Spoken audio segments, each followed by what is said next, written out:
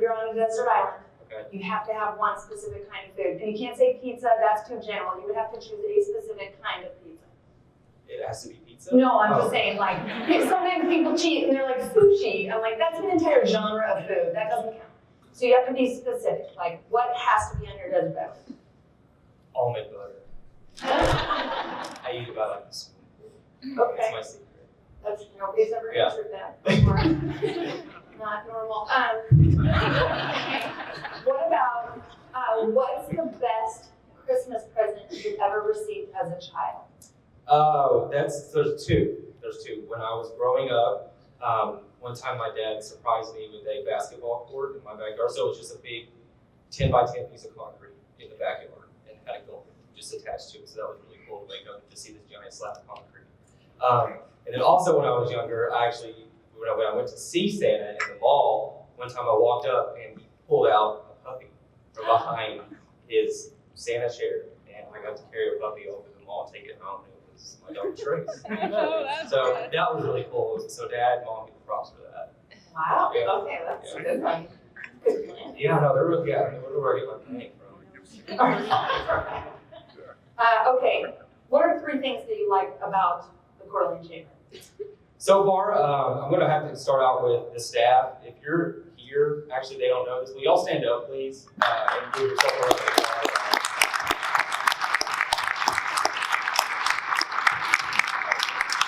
Everything that I've been able to do in this short time has been because of their support. They've been great, and they have so much chamber experience between them and getting me kind of introduced to things. I learn something new every day from them, so it's been really a great support. Community is another really, really big thing here. I noticed that there's so much community involvement, community support. It shows with how this chamber has such a good base, things like that. And then just being able to connect with people, I think is one of the main things. The relationships that I've built with my board and the members and things like that, that is undescribable how amazing it has been.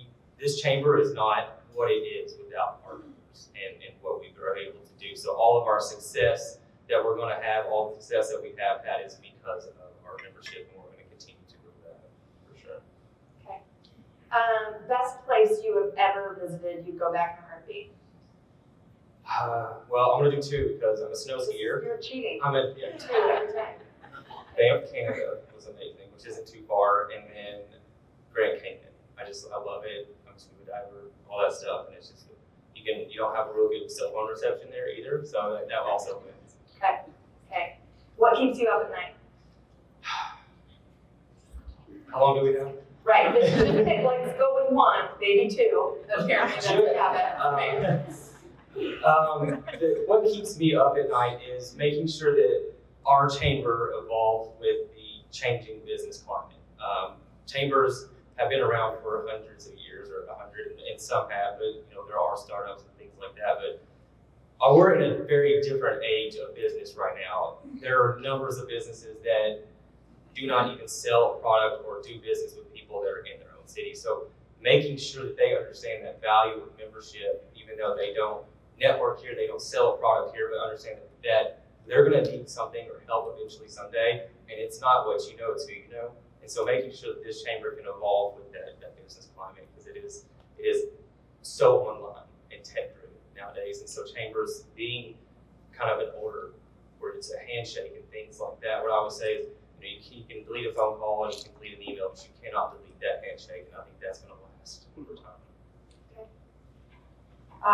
What's a place you visited that you would never go back? Like, please don't make me. Cabo. Oh? I did not enjoy it at all. Why? It's really expensive.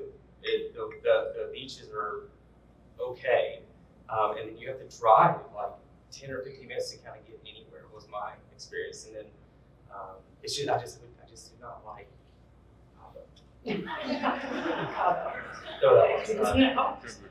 How can a business use its chamber membership to the fullest?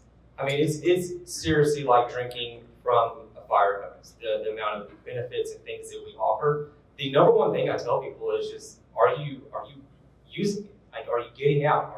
The chamber membership is what you make it. It is exactly what it is. So if you're getting out, if you're getting involved, I mean, you signed up to a community of 1,000 members, And so if you don't get out and use that, or the networking, things like this, we can do all the promotion. We can do the ribbon cuttings, we can put you in the community profile, all that stuff. We can put you on the website, we can Facebook you, we can do so much. But if you're not getting out and utilizing your membership like y'all are doing right now, y'all, yes, I still say it, I'm still gonna continue to say it. It's normal. So you have to get out. You get out what you put into it. And it is a community-based organization. So anything you come to, you're gonna have a good experience. You're gonna have a good time. You're gonna continue to build those relationships. And so you have to get out and utilize that membership. We can do all the promotion we want. We can come there, get the sticker on the door, cut the ribbon. But we offer breakfast, lunch, after hours events, networking, marketing opportunities. It's endless what we do. We do advocacy, things like that. And so if you can get out, obviously connect with us if you're having issues, saying, hey, this is what my business needs. What does the chamber offer? It's always 3 to 4 to 5 things, but we actually, you gotta show up and be present. That's one of my main things. And I think that's obviously very beneficial for anyone that owns a business. Can anyone be a member of the chamber? Absolutely. So this is one question I may have planted in there. So I get this quite a bit. Everybody's like, well, you're the Coeur d'Alene Chamber of Commerce. Yeah, I'm like, well, there are people, I actually have someone that wants to join from Little Rock. I mean, it does not matter. Yeah, they have a. Do they say y'all? Yes. Okay, then yes. Yes. Yeah, they can join y'all's chamber. So yeah, absolutely. That's one of the main things I want to focus on. Being here it is Coeur d'Alene, and that is our focus. And we work for our membership. That's what the Coeur d'Alene Chamber of Commerce does. But our membership reaches outside of that. And I always have businesses come up and go, well, I'm north, or I'm in Boise, or I'm in Spokane, and I'm like, there are people coming to your business every day from Coeur d'Alene that you may not be capturing. There are people coming from Spokane every day that we need to capture. And so it does not matter what your zip code is, where you're located, where you live, where you're from. Anyone and everyone can be a part of our Chamber of Commerce and should be a part of our Chamber of Commerce. Oh, nice to be in there. 3 foods you won't eat, like please don't, I will vomit. Don't make me. Cheese. Like anything with I cheese? don't like cheese. Like at all? Like goat cheese, brie, cheddar, American? No. Nothing? No. I'm confused. I don't like dairy products. You're like really putting me on the spot right now. You ask all these dietary questions, and my staff knows that I'm like a stickler. I gotta have just a little bit. So that would be number one.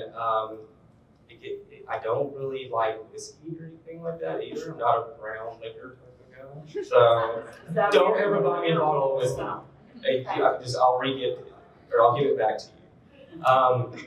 And then I do not really like pies, like pecan pie, things like that. I'm not. Am I from the South? Okay, maybe I shouldn't ask that question because Everybody's not gonna like it. everybody's like moving their chair further away from you. Wow, this new chamber guy sucks.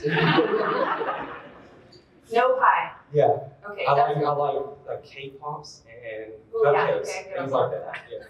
Yeah. My dad eats all the pie on my ears lawyers. Like with the combo thing, just push it to the side. I mean, I have a 5th grader who doesn't like pie, so I kind of get it. Except Yeah, for the okay. pecan pie, like how could you not like that? Thank you. Okay, you're welcome. It's fine. What are your goals for the Coeur d'Alene Chamber? I have so many, and my board wrangles me in all the time. They're like, okay, slow down type thing, because it's just, that's what's another great thing about the chamber here is there's so much room for growth in this area and at this chamber. Obviously within the first 6 months to 8 months, I think I was hired, and the very much focus is membership, but that also talks about retention of our current members. That is one of the most important things, is making sure that we find a value in that membership. When you sit there and you have a member renew, it's the greatest thing, because they saw value in that membership. But one of my main things is I want to have a culture of, I'm going to pay that membership to the Chamber of Commerce, Coeur d'Alene Chamber, just as much as I want to pay my electric bill. It's that important. When you can get out and network for an hour or 20 minutes, wherever it be, and make 10, 5, whatever contacts, when you usually make that in a week or 2 weeks. So that short-term kind of monthly to year goal is to make sure that our membership is where it needs to be. The retention process is where it needs to be, and value of that membership. Outside of that, I am and are adding new events, so making sure that they are good, they're useful, things people want to come to, have some energy, create a good culture, and then make sure that, like I said, I think it goes back to that other question, is making sure that this is an area approach. You know, we have a ton of chambers in the area, which is a great thing, and they're all very, very beneficial. But the more we can grow this chamber outwardly, the more we can grow this community and things like that. And then one of the main things, we have obviously quite a few people moving to the area. That's actually very beneficial, and people kind of take it, you know, how are we going to get them involved, or how do they? Like you included. Yes. Well, I'm talking mostly about the California type people, that side. But we want to welcome them. We want to say, hey, thank you for coming here. Like we know where we live. We know what our chamber is, and so making them understand that we want them here, but we also have a culture that we want to provide and keep. That is very important, because they have disposable income, which is great, but we got to get them involved to say, how am I going to invest in this new community instead of just retire here? So reaching out to other chamber members and saying, how do we get these people involved? But also they have disposable knowledge. They were successful as a CEO or a VP of a business, or ran a company, which is highly, almost if not more valuable to our members, to sit there and say, I'm having this problem with my business. How did you handle this? You know, that kind of mentorship. And so reaching out to chambers across the nation and seeing how they got them involved, because we're just going to continue to have people move here. I mean, the word is out. And so getting in a good time and controlling that, and making sure that people understand, you know, hey, this is how we built this, and this is how we want to continue this, but we want to have your support and things like that. It's important. It's important for the chamber to take a lead on that, and that's what we want to do. If you were to read a book, would you read an actual tangible book? Would you do it on a Kindle, or are you an audiobook guy? Actual book. I'm reading a book right now. And What book are you reading? Talk like TED. Okay. TED Talks. Yep. I think you know something about that. A little bit. Yeah. So I'm trying to talk like you then. Awesome. Okay. Good luck. Yeah, so that means you have to use the word rad. Rad. Often. Okay. And then you have to incorporate the phrase, it's going to be amazing. Oh yeah, amazing. I'll say that. I'm gonna have to incorporate rad though, Yeah. for sure. I was told by Heidi It once sounds I can weird only with say, his accent though. yeah, Rad. rad. I was told by Heidi I can only say Arkansas once, so I just got it out of the way. So Right. I'll start saying rad. What is, can you give us a little insight of your morning routine? So I go, actually that's actually a really cool, yeah, that's a good one. So I actually do the 20-20-20 rule. I don't know if any of y'all have kind of heard of that. There's a podcast, and so I get up a little earlier than most, and the first thing I do is 20 minutes of exercise. So I go for a run to kind of just start my day, and then I do 20 minutes of light reflection. So I kind of do yoga and stuff like that. So yeah, I don't do like a full session, Okay. but I just kind of like set myself mentally, and then the next 20 is I do some sort of like learning or something like that, where I watch the news or stay up to date on something, and then obviously I prep all my weird food for the day and head out the door. So Right. Yeah. You have some dietary restrictions. I've forced them onto myself. I don't have them. I can eat anything. Right. So it's personal preference. Personal, yes, personal. It's been a unique So you have journey. entire food categories you do not consume. Yes. Like what? Cheese. Besides cheese. So Are you a meat eater? I used to be. Okay. And I was gasp. I used to eat probably like a pound of meat a day and all that, and did some bodybuilding shows and all that, and did some research and some documentaries. And I'm always trying to challenge myself outside of work and things like that. I think that it's just kind of an inward thing where I'm always just kind of like, what can my body do, or a mental thing just to take it off work or something. And so I was like, I'm going to try to be a vegetarian, which my dad was like, get out of my house, And I was like, I've been gone for 10 years. Like that. yeah, I live in the South. Like we had steaks every Sunday, and I enjoyed it. I did, and I but it's been, and now that everyone knows. Right now we know, don't buy a bottle of whiskey and don't take medicine a lot. It had been a super. I actually went there with my dad for Christmas, and I was like, oh, and so I had a steak.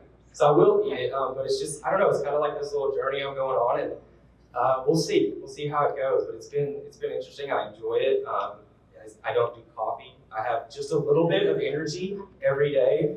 I know. I can't. Coffee's my love language, this is so that our- doesn't work for me. This is our last interview. Yeah. Yeah, I'm hanging out with you in tomorrow. That's why I had water when we had coffee. Right, we wouldn't have coffee, we had water. Everybody's gonna be like, well, we're done meeting with Derrell now. Right. Thank you, Jessica. We don't understand. It's the Pacific Northwest. There's no coffee. Okay, so we're forecasting, it's windshield moment, right? You're at the end of 2020, Okay. it's New Year's Eve, and you're like, we have arrived, we've met goals, measurable something. What does that look like for the rear view on New Year's Eve? You're like, yes. Oh, man, that day, that'll be nice. That'll be a nice day. I want to say, you know, our membership is back to where I want it to be, and our board wants it to be. The chamber, our community deserves that. Retention is not ever easy, but I say it's an easy thing because they're like, yes, I see the value in this membership, without a doubt. And then I would love to look back and, you know, we had 3 or 4 really successful new events this year that were community based. You know, that's sit there. That's what it's about. It's giving back to the community, making sure that the business can be number one, and just looking back and, you know, when I see my members go, great year. That's what it's going to be. I have a real passion for this job and this industry. I know what it can do for a company day to day. It's such a great thing. It really is. And because there are things that we do every day that businesses don't know about and won't know about, which is great. You know, so when I get to go home every day, it's very, very fulfilling. My dad ran a chamber, so I know and I see what a chamber can do for a business, and I know what that business does for that family, and I know what that family and that business do for the community, and it gets me a little choked up just thinking about the impact that we can do to help people. So just being able to know that I helped a business or grow a business or help this community, that's what's going to help me look back and look our chamber members in the eye and know that we're going to do it all again next year. You know, that's the thing, is do it bigger and better next year and have obviously the board support, but just sit there and grow it, because it is such a neat thing what Chambers of Commerce do for everyone. You got me a little emotional. I didn't know that was coming. Awesome. Yeah. Thank you very much. Thank y'all. Yeah. It's